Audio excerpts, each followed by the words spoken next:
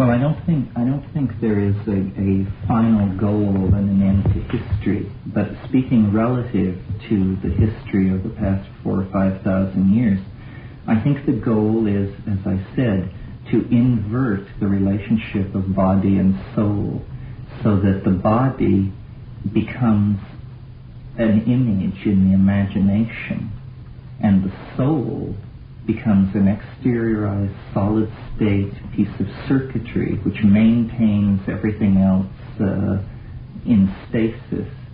And I'm not sure if people even realize what I'm picturing in my mind when I say this, but I think that the destiny of man and what man will make be his destiny, just because of how we are, is release into the imagination.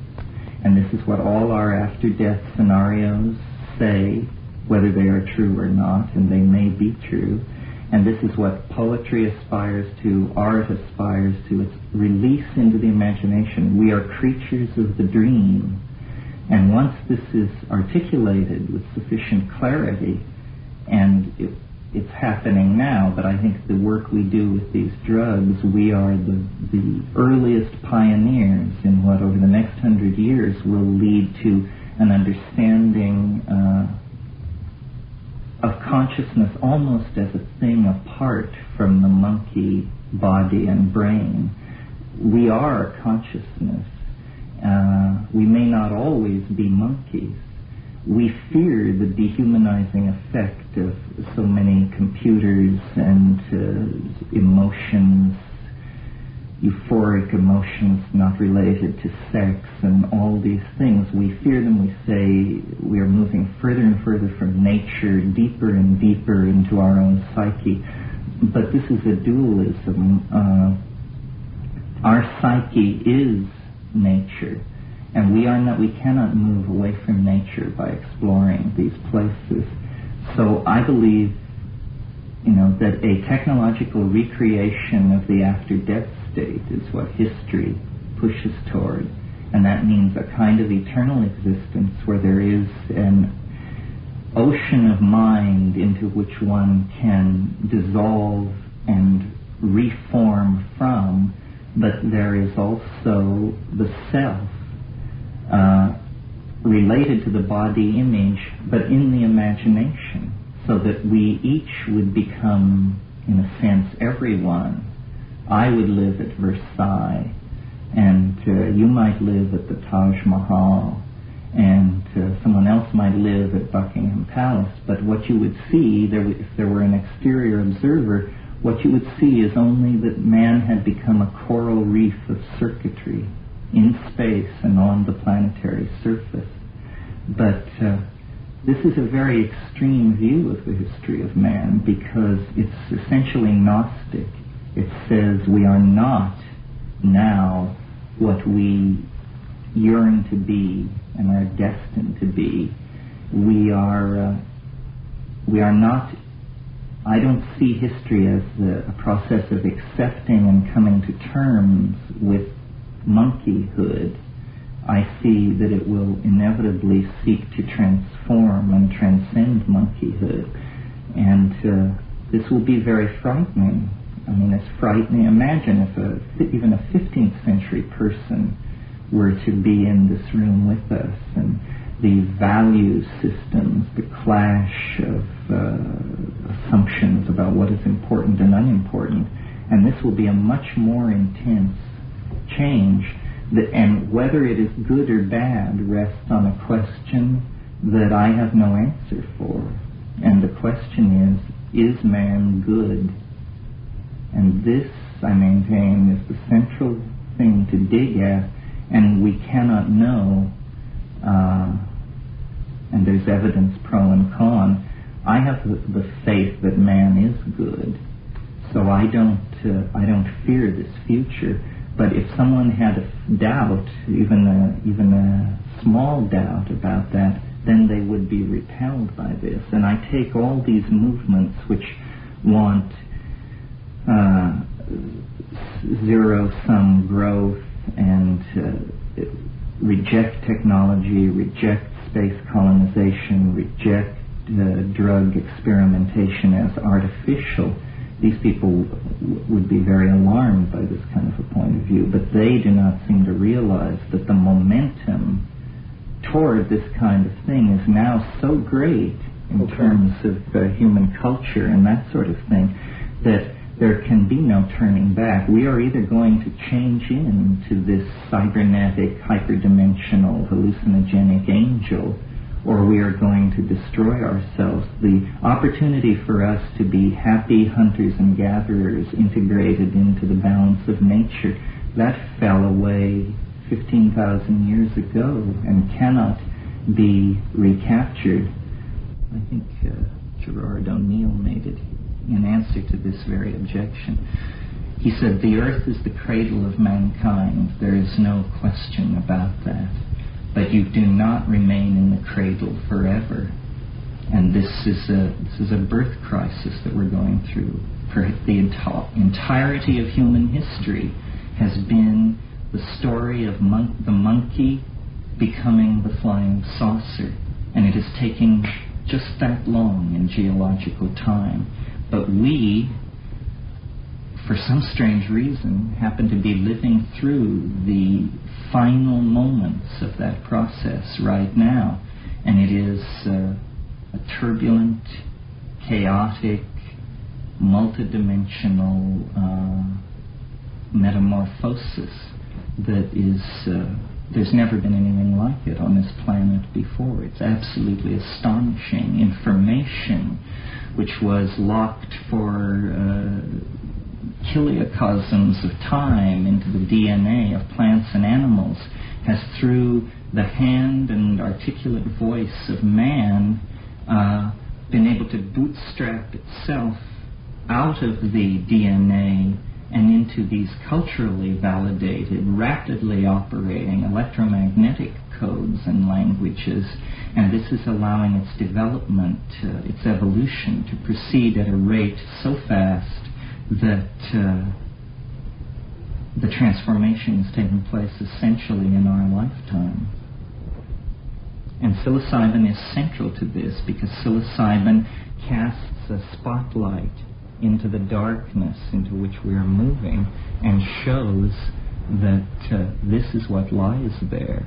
It is the human soul, essentially, the oversoul of mankind, calling history toward itself across the dimensions. And it's taking only a moment, but on the other hand, it's taking 20,000 years. And it is the great adventure of becoming, and we are very, very privileged to be in this final ticking out of the last seconds of the third act. Do you have any comments about the fact that DMT is located in the human brain? Well, I think that puts, in some senses, a strong piece of evidence for the argument that I've been making. Not only is DMT endogenous in the brain, but beta-carbolines of the sort that occur in ayahuasca are endogenous in the brain as well. These things, as I mentioned this morning, the shift of a single atom on the ring structure of one of these molecules can cause a compound to go from inert to highly active. Well, that means then that it's probably very reasonable to say that we are as close to shifting the level of endogenous hallucinogens in our head. We are probably only a one-gene mutation away from that happening. And if you know anything about how biological evolution works, it isn't that a change, a mutation occurs, and the mutation is found to be better adapted than the previous form, and hence the mutation dominates. That is not the way evolution works. The way it works is you have the normal expression of the genotype in a population, and then you have mutations being thrown up all the time, and they are usually quenched except in the situation where the environment shifts so that new selective pressures are operating in the environment. When new selective pressures begin to operate, a gene that was previously without consequence may suddenly have immense consequences. So then every member of the population that you're looking at that has that gene suddenly is in a much more advantageous position to advance their evolutionary strategy. And I think that certainly modern existence has changed the selective pressures on the human genome. And now it is people who are far out, that's simply a gloss, it is the people who are far out who are gaining advantage in the evolutionary jostling for efficacious strategies. And this, you're right, Frank, this is happening on the hardware level, on the level of endogenous tryptamines and that sort of thing. I think schizophrenia is essentially, in a way, a disease of modern times, and it is, though it's always existed, of course, but the incidence of it and the incidence of schizoid, if not schizophrenic, personalities and types is because the modalities of evolutionary selection are shifting. It's as though if you think of a rainforest that has been above water 200 million years, all evolutionary niches have become occupied. Everything is at steady state. There is not going to be any dramatic radiation of a new species because everything has been worked out and the energy flows are so tight, nothing can gain a leg up on that situation.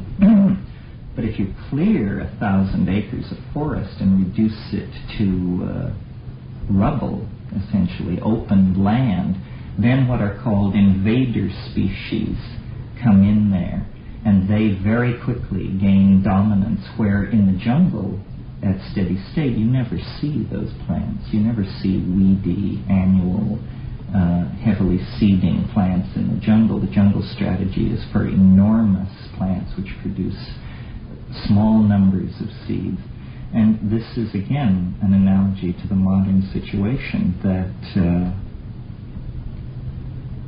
modernity is a desert, and we are jungle monkeys, and so new evolutionary selective pressures are coming to bear upon the human situation. New ideas are coming to the fore. Psilocybin is a selective filter for this. The wish to go to space is a selective filter for this. Just the wish to know your own mind is a selective filter for this. But this is part of the picture. This is what's happening. It's inevitable. It's a very good thing, I think, if you have faith that man is good. And I follow the Renaissance Platonists on that. I think man must be the measure of all things. What else could possibly serve with certainty? So that's all I would say about that. You stated earlier that psilocybin is coming from outer space, that there's a possibility that this mushroom is... There's a possibility of that. Fred Hoyle and an associate of his have come to my aid on this, saying that spore-bearing life forms, because spores have the capacity to survive in the conditions of outer space, that spore-bearing life forms may, over truly large scales of time, percolate out through the galaxy and serve as a basis for the evolution of life on various planets, or insert themselves into already existing planetary ecologies and insert themselves there. On these matters of specific fact, like is the mushroom an extraterrestrial and that sort of thing, I haven't the faintest idea.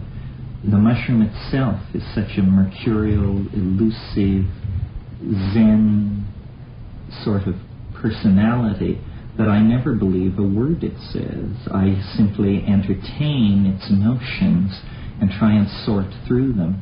And I found that to be the most enriching approach to it. To know that the option of believing that is there on hard evidence is very exhilarating. As to what is really going on, the mushroom assures me that I haven't got even the faintest grip on what is really going on. But something is going on. Can I ask another question? Sure. What do you think is evil? And can these mushrooms be misused? Well, I think anything can be misused. Most evil is trivial. And if I could speak off the top of my head, the only evil that associates itself with mushrooms is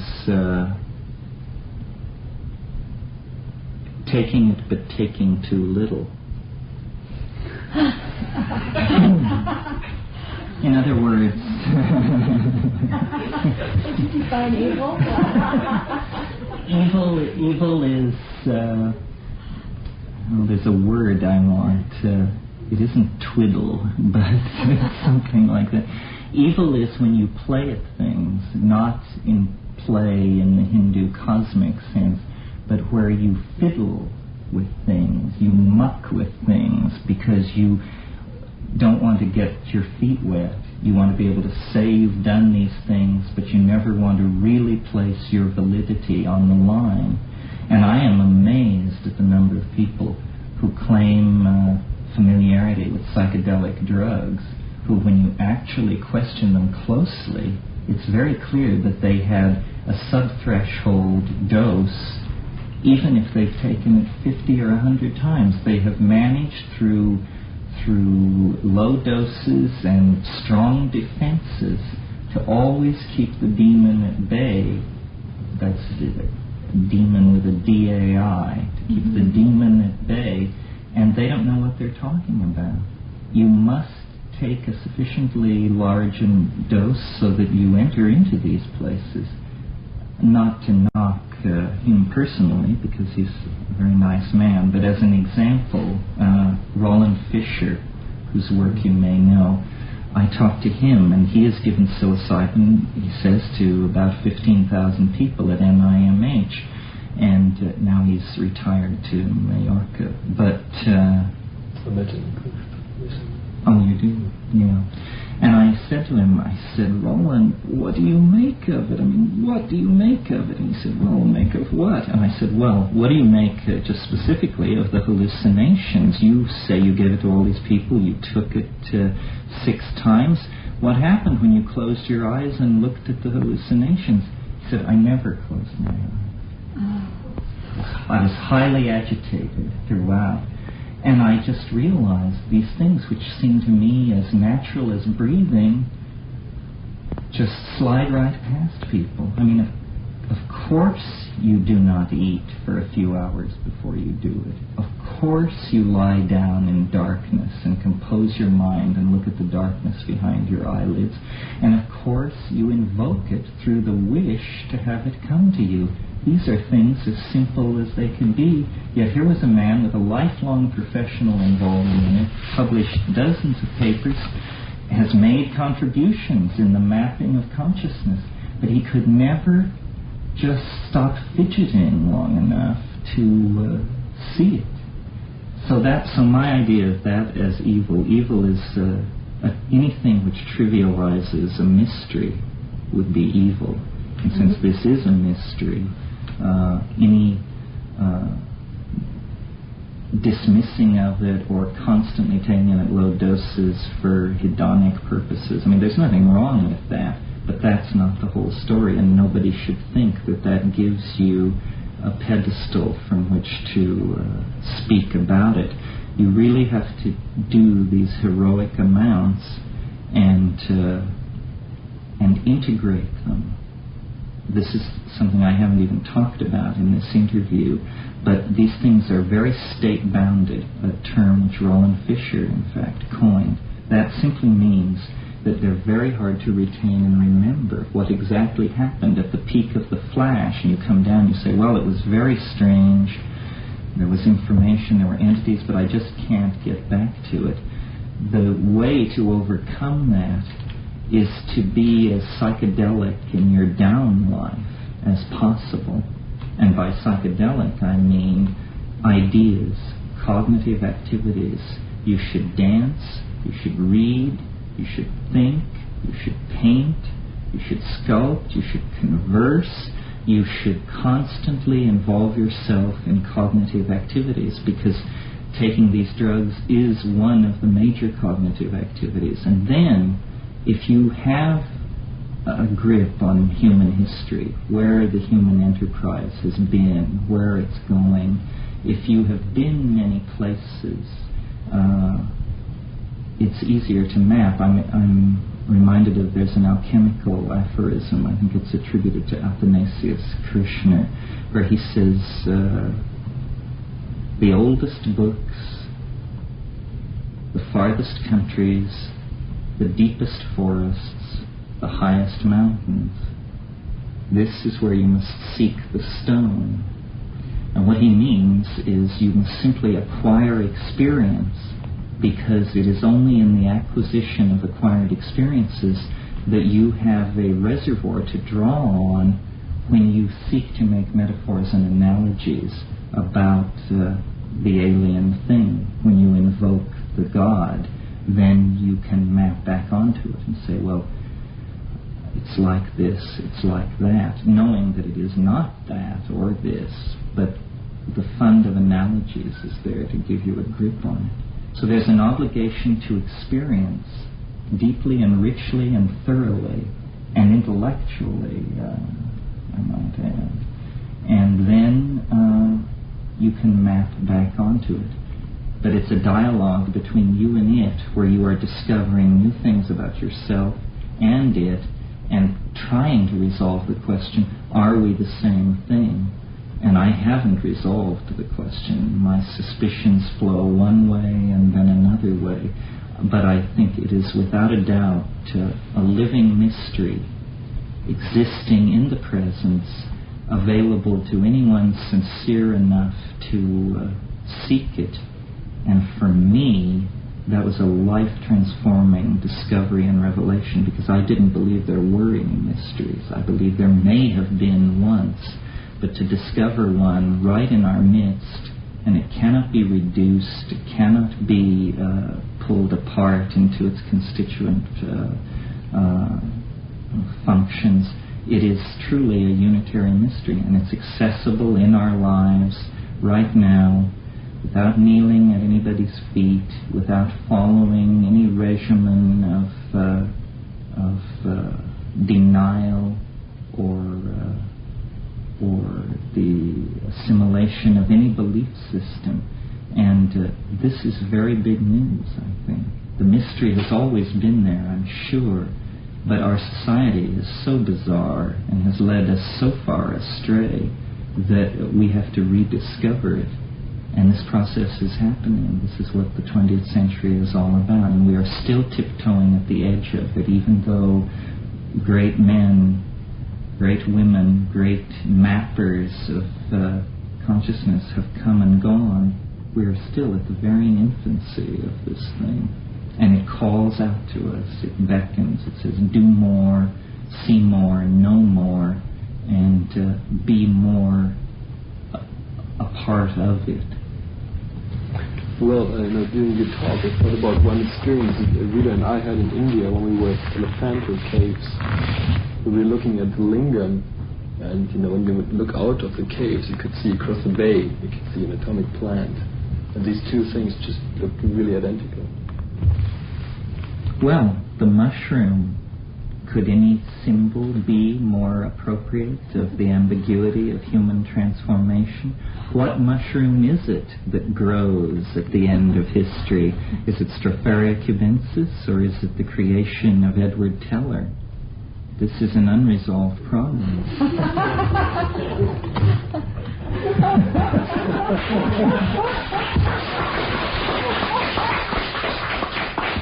What a group.